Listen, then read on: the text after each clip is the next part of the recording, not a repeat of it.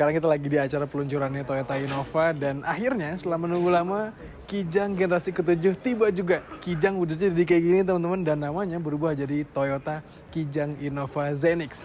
Kali ini kita akan melihat seperti apa detailnya, apa aja perubahannya dan juga kita akan ngetes mobil ini tipis-tipis lah supaya kalian tahu gimana rasanya. Jadi kalian harus simak terus video ini sampai habis.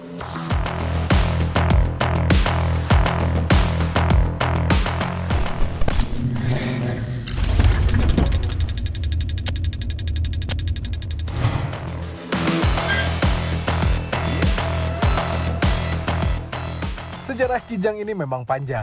Dari tahun 1977, Kijang sudah hadir jadi mobil kebanggaan Toyota. Dan ini adalah mobil Indonesia Domestic Market, alias diproduksi dalam negeri. Lalu sekarang sudah masuk generasi ke-7 yang modelnya jadi kayak gini. Desainnya modern dan yang paling penting, mesinnya sudah mengikuti zaman dan disetrum hybrid. Tapi masih sama kayak generasi sebelumnya, Innova dijual dalam banyak tipe. Tapi intinya ada tipe hybrid dan bensin. Lalu tipe turunannya ada G, V, dan Q. Nah yang menarik nih harganya. Mulai dari 419 jutaan sampai 600 jutaan.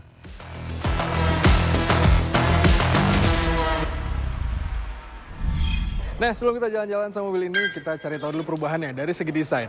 Dan iya teman-teman, Toyota Innova baru ini tampilannya jadi lebih beda, lebih modern, dan itu pastinya perubahan yang menarik sekali untuk kita lihat. Mobil ini sekarang pakai platform yang sama dengan Foxy, yaitu platform TNGA generasi terbaru yang GAC namanya. Dan ini basisnya sama dengan Foxy, dan sekarang, iya teman-teman, Innova nggak lagi leather frame, melainkan monocoque. Secara desain, mobil ini menarik sekali, lagi-lagi harus kami bilang menarik. Dari depan, fasenya seperti ini, grillnya jadi besar teman-teman, mengikuti gaya-gaya MPV zaman sekarang. Lampu utamanya sipit gini supaya ada kesan sportinya dan lampu sennya dipindahkan ke bawah sini. Horizontal yang tipis gini. Dan manis tampilannya teman-teman.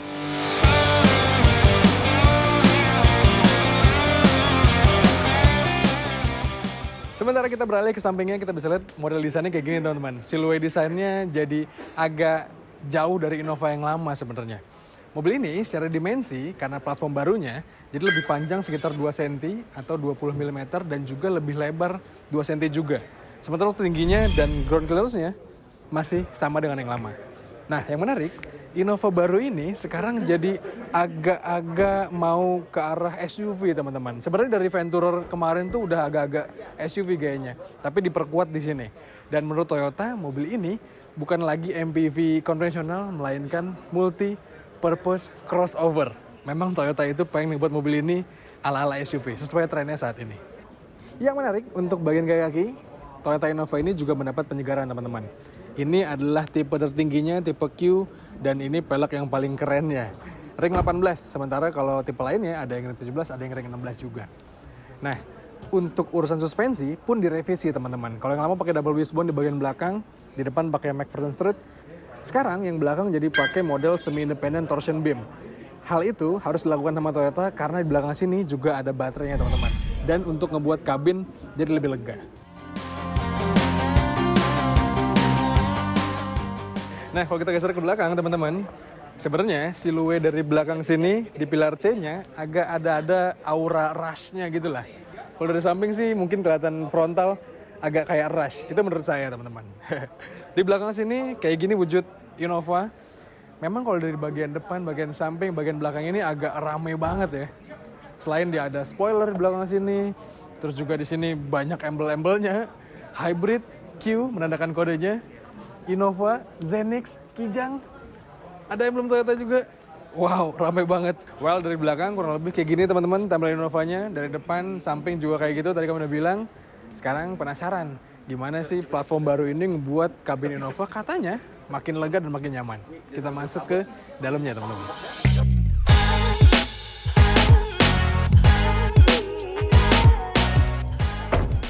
Nah teman-teman, masuk ke dalam kabin belakang dari Innova Zenix ini memang dengan platform yang baru, ternyata kabinnya jadi lebih lega teman-teman. Lebih panjang dan juga lebih tinggi. Kelihatan ini headroomnya, kalau untuk saya yang punya postur tinggi 175 cm, ini tersisa sekitar 3 jarian. Tapi ini pun udah dengan atap yang model panoramic sunroof gini, jadi ngebuat jadi lebih landai gitu ya, karena harus ada motor di belakang sini. Dan juga Innova jadi naik kelas banget karena ada atap model terbuka seperti ini, model panoramic roof. Dan pastinya keluarga makin seneng. Dan ini adalah model jok yang captain seat gini teman-teman. Ini ada di tipe-tipe tertentu, dan menariknya lagi, ini modelnya Ottoman gitu sebutannya. Jadi ada leg rest di sini dan bisa diangkat secara elektrik. Jadi kita bisa nyantai di belakang sini sambil menikmati berkendaranya. Di belakang sini juga ada fitur in-car entertainment-nya, ada pengaturan AC di bawah situ.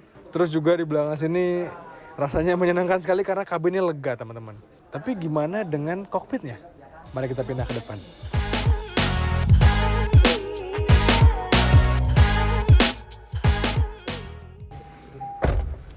Lanjut ke kokpitnya, kayak gini teman-teman. Auranya sekarang jadi lebih ramai, dan ini adalah tipe yang modelista. Selain di luar ada perbedaannya, di dalam juga ada bedanya nih. Kayak gini nih, ada embosan tulisan modelista, karpetnya pun modelista, dan masih banyak lagi perbedaannya. Tapi sekarang kita nggak ngomongin itu, kita ngomongin detail di kokpitnya. Dan iya teman-teman, di tengah sini konsolnya mirip banget dengan Toyota Foxy. Lalu bagaimana dengan kenyamanannya? Well, kami cukup impress karena sekarang mobil ini kijang, jadinya jauh lebih nyaman rasanya teman-teman. Dan memang ini tipe tertinggi ya. Tapi untuk sebuah kijang, rasa kabinnya semewah ini, kenyamanannya seasik ini, ngebuat mobilnya jadi naik kelas sekali dibanding yang lama. Ke depan, di depan instrument clusternya kayak gini teman-teman. Ada layar TFT di tengah, dan masih ada jarum analognya di kiri kanannya. Dan setirnya modelnya kayak gini, menyenangkan buat dipegang. Ada pedal shift-nya juga. Oke, kalau gitu sekarang kita keluar dari ruangan ini untuk kita ngetes seberapa asik mobil ini.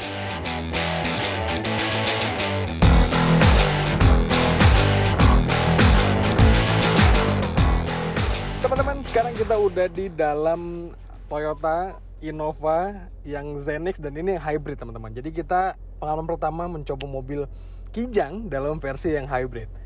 Ini adalah pengetesan yang dinamis sekali, hanya sedikit aja rutenya, dan kita penasaran sebenarnya gimana sih impresi berkendaranya. Harusnya dengan mesin hybrid ini mobil jadi lebih halus, tarikan lebih responsif di tarikan awal karena dia pakai bantuan dari baterai juga.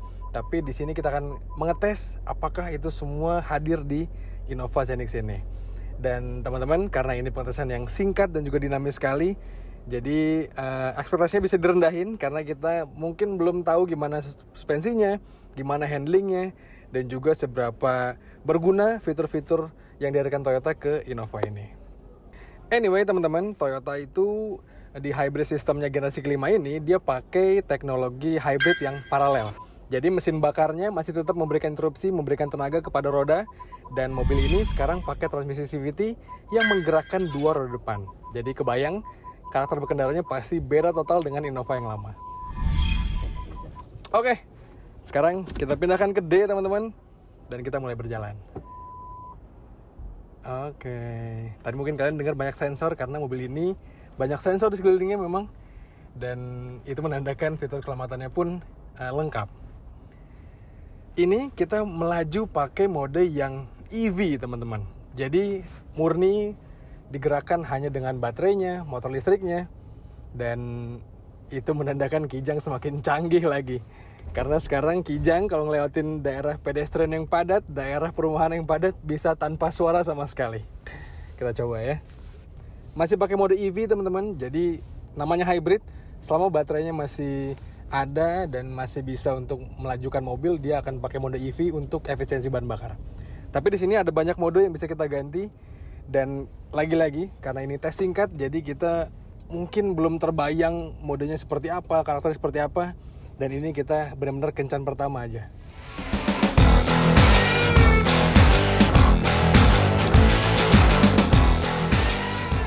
Nah, karena sekarang Toyota pakai platform baru teman-teman, TNGA generasi baru yang sekarang bodinya bukan lagi leather frame, tapi sasisnya pakai yang monocoque, dan ini diklaim membuat rasa berkendara jadi semakin nyaman.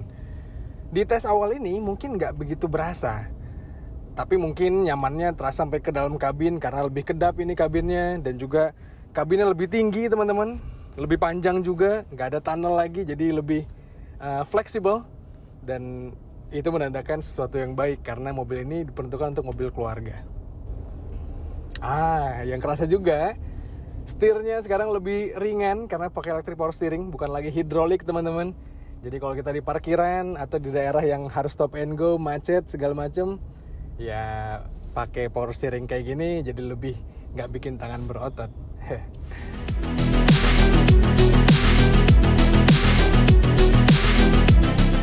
Nah, menariknya teman-teman, mesin baru yang dipasangkan Toyota ke Innova Hybrid ini adalah mesin yang sebenarnya tenaganya jauh di atas mesin Innova yang lama. Baik mesin bensinnya saja maupun mesin hybridnya. Dan itu menandakan sesuatu yang baik, mengingat memang Innova ini kadang diisi penuh penumpang dan butuh tenaga yang mumpuni untuk membawa mobil yang bodinya sebesar ini.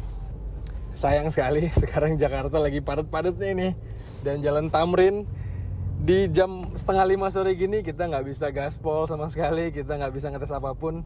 Yang ini berarti ya kita harus segera mengetes mobil dalam jangka panjang untuk tahu gimana sesungguhnya impresi dari mesinnya ini. Karena klaim Toyota banyak sekali dengan mobil ini teman-teman. Mulai dari bensin yang lebih irit, diklaim bahkan 50% lebih irit dibandingkan generasi sebelumnya. Terus juga lebih agile katanya, lebih lincah, lebih nyaman berkendaranya. Dan kami benar-benar gak sabar untuk membuktikan semua klaim itu.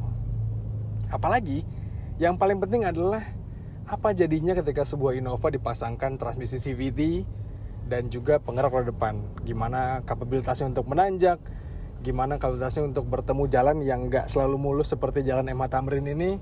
Lagi-lagi kita penasaran untuk membuktikannya. Tapi ya so far so good teman-teman. Rasa berkendaranya menyenangkan ternyata. Karena hybrid ya, bikin mobil jadi lebih halus pastinya. Pengeluaran tenaga juga lebih responsif. Dan ya kita tunggu lah ya pengetesan lengkapnya. Nah teman-teman, di akhir pengetesan ini, di Hotel Grand Hyatt ini tempat peluncurannya ternyata ada rem yang agak curam dan kita bisa ngetes nih kemampuannya menanjak di sini. Kita coba berhenti di tengah ya. Gimana kapabilitasnya? Coba kita berhenti total. Ada auto hold-nya. Kita gas. Ya karena hybrid EV, tenaganya nonjok ditekan bawah, jadi pastinya tanjakan segimanapun gak ragu teman-teman.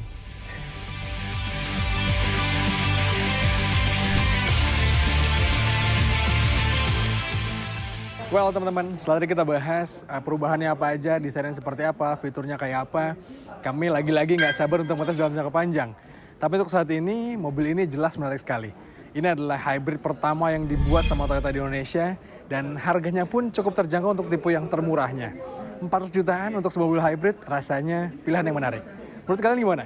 Kira-kira pendapat kalian apa soal mobil ini? Coba kalian sampaikan di kolom komentar di video kali ini. Dan seperti biasa, jangan lupa untuk baca ulasan video lengkapnya di kanal Detik Auto. Dan juga tonton video dari kami di kanal 20 Detik dan juga kanal YouTube Detik Auto. Jangan lupa untuk kalian subscribe juga. Kalau gitu sekian teman-teman, saya Hafiz pamit. Stay safe dan bye-bye.